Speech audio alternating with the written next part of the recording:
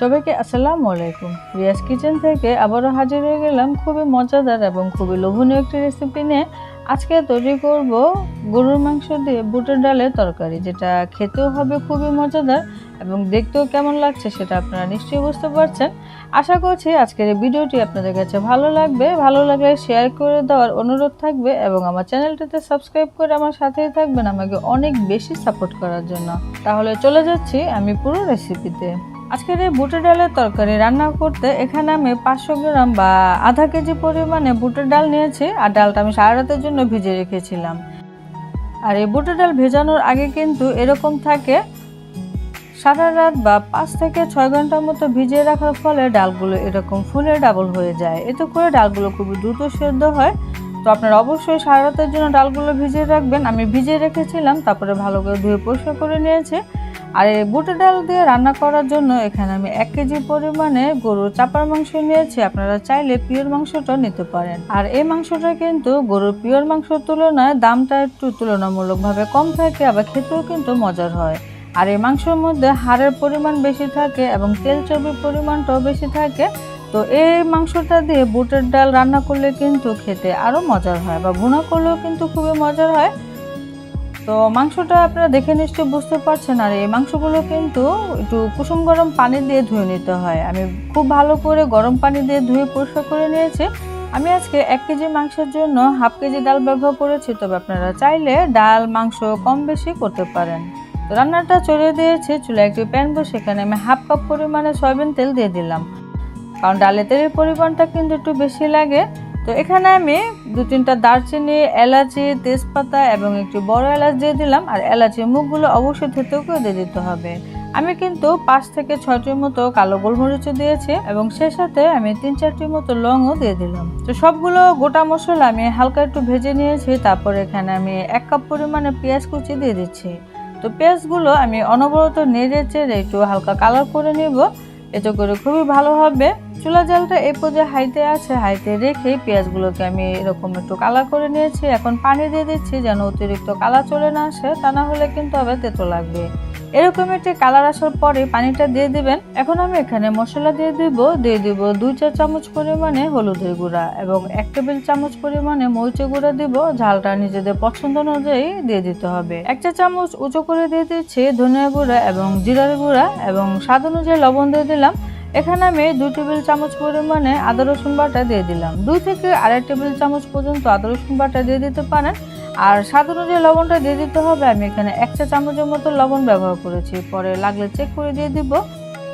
এখন এই মশলাগুলোকে খুবই ভালো করে কষিয়ে নিতে হবে। আমি আরেকটু পরিমাণে পানি দিয়েছিলাম, দিয়ে ভালো করে কষিয়ে নিয়েছি। তো একটু সময় নিয়ে এভাবে অনবরত নেড়ে চেড়ে মশলাটা খুবই ভালো করে কষিয়ে নিতে হবে, তাহলে কিন্তু তরকারিটা খেতে মজার হবে। তো মশলা কষানো হয়ে গেছে, তেলটা উপরে উঠে এসেছে, দেখে নিশ্চয়ই বুঝতে পারছেন। এখন আমি সে পরিষ্কার করে রাখা মাংসগুলো দিয়ে দিচ্ছি।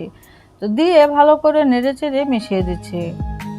আর চুলার জালটা এ পর্যায়ে হাইতেই আছে। আমি কিছুক্ষণ পরে এই চুলাটা কমিয়ে দিব। মশলার সাথে মাংসগুলো খুবই ভালো করে মেশানো হয়ে গিয়েছে। এই মাংসগুলোকে এখন খুবই ভালো করে কষিয়ে নিতে হবে। চুলার জালটা এখন আমি মিডিয়ামে থেকে কিছুটা কম করে দিয়েছি এবং ঢাকনা দিয়ে ঢেকে দিলাম।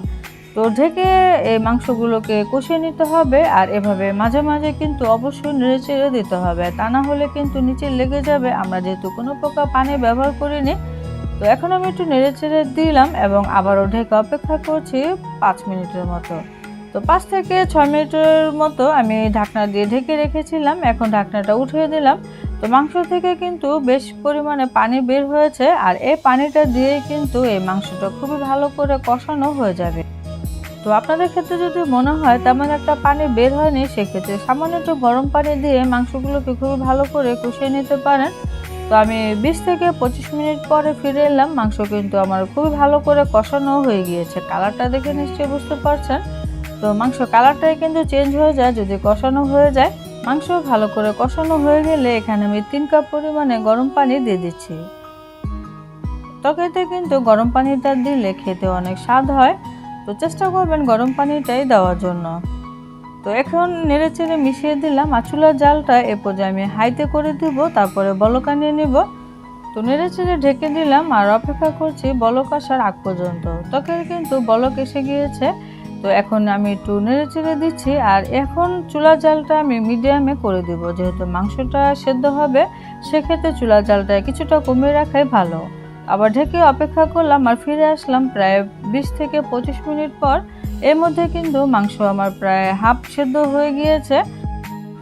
আর মাঝে মাঝে কিন্তু ঢাকনাটা উঠে মাংসটা নেড়েচেড়ে দিতে হবে। এখন আমি সেই ধুয়ে রাখা বুটের ডাল দিয়ে দিচ্ছি, দিয়ে মাংসের সাথে খুবই ভালো করে নেড়েচেড়ে মিশিয়ে দিচ্ছি। তো এই পানিতে আমার মনে হচ্ছে না ডাল সেদ্ধ হবে, তো আমি এখানে আরও 1 কাপ পরিমাণে গরম পানি দিয়ে দিলাম, দিয়ে নেড়েচেড়ে মিশিয়ে দিচ্ছি। তো আসলে ঝোলের পরিমাণটা কেমন খাবেন সেই হিসাবে পানিটা দিয়ে দিতে হবে। তো পানিটা আমি কেমনভাবে দিয়েছি আপনারা দেখে নিশ্চয়ই বুঝতে পারছেন। মাংস এবং ডাল দুটোটাই কিন্তু পানির নিচে রয়েছে, আর এই পানিতেই আমি আশা করছি মাংস ডাল দুটোটাই খুবই ভালো করে সেদ্ধ হয়ে যাবে। তো ঢাকনাটা উঠিয়ে আমি নেড়েচেড়ে দিচ্ছি, আর এখানে আমি 5 থেকে 6টির মতো কাঁচামরিচ দিয়ে দিলাম। তো আমি আস্ত কাঁচামরিচই দিয়েছি এটা ফ্লেভারের জন্য। এখন আমি আবারও ঢেকে অপেক্ষা করছি ডাল পুরোপুরি সেদ্ধ হয়ে আসার আগ পর্যন্ত। চুলার জালটা কিন্তু আমার মিডিয়ামে ছিল। তো পানি কিন্তু অনেকখানি শুকিয়ে এসেছে, আপনারা দেখে নিশ্চয়ই বুঝতে পারছেন, আর আমার ডালও কিন্তু সেদ্ধ হয়ে গিয়েছে। আপনার ঝোলের পরিমাণটা বেশি খেলে পানির পরিমাণটা বাড়িয়ে দিবেন, তারপরে ডাল আর মাংস সেদ্ধ করে নেবেন। তো একটি ডাল আমি এভাবে চেপে তারপরে চেক করে নিলাম, ডাল কিন্তু খুবই সুন্দরভাবে গলে গেছে। আর ডালটা ভালো করে না গললে কিন্তু তরকারিটা খেতে মজার হবে না। ডালটা খুবই ভালো করে সেদ্ধ হওয়ার পরে কিন্তু নামিয়ে নিতে হবে। এখানে আমি আধা চা চামচ দিয়ে দিচ্ছি ভাজা জিরার গুঁড়া এবং আধা চা চামচ দিয়ে দিচ্ছি গরম মশলা গুঁড়া। আমরা এখানে কোনো গরম মশলা গুঁড়া কিন্তু ব্যবহার করিনি। তো এই পর্যায়ে এসে আপনি গরম মশলা গুঁড়োটা যদি হাফ চা চামচের মতো দেন তাহলে খেতে কিন্তু ভালো হয় এবং ফ্লেভারটাও ভালো আসে। নেড়েচেড়ে মিশিয়ে দিলাম। তো এখন আমি চুলার জালটাকে একবারে লোতে রেখে অপেক্ষা করেছি 5 মিনিটের মতো। এর মধ্যে ফ্লেভারটাও ছড়িয়ে গেছে এবং তেলও কিন্তু উপরে উঠে এসেছে। তো রান্না শেষে অবশ্যই চুলা জালটা একবারে লোতে রেখে কিছুক্ষণ এভাবে রেখে দেবেন, তাহলে তেলটা খুবই সুন্দরভাবে উপরে উঠে আসবে। আর এই বুটের ডালের তরকারিটা কিন্তু এরকম মাখা মাখা হলে খেতে ভালো লাগে। লবণটা কিন্তু মাঝে অবশ্যই চেক করে নিতে হবে। আমার তরকারি কিন্তু হয়ে গেছে, এখন আমি আপনাদের সাথে পরিবেশন করে দেখাচ্ছি আমার তরকারিটি দেখতে কেমন হয়েছে। তো দেখে নিশ্চয়ই বুঝতে পারছেন কতটা লোভনীয় এবং কতটা ইয়ামি হয়েছে, এটা আর বলার অপেক্ষা রাখে না। খেতেও কিন্তু এই বুটের ডাল তরকারিটা অনেক মজাদার। এটা এখন গরম গরম পরিবেশন করতে পারেন, রুটি ভাত পরোটার সাথে খেতেও কিন্তু ভীষণ মজা লাগে। তো অবশ্যই চেষ্টা করতে পারেন এভাবে একবার। আমি আশা করছি আপনারা নিরাশ হবেন না। তৈরি করলে অবশ্যই কমেন্টে জানাবেন আমার রেসিপিটি কেমন ছিল। আশা করছি আজকের এই ভিডিওটি ভালো লেগেছে। ভালো লাগলে শেয়ার করে দিবেন। সবাই অনেক বেশি ভালো থাকবেন, সুস্থ থাকবেন। আল্লাহ হাফেজ।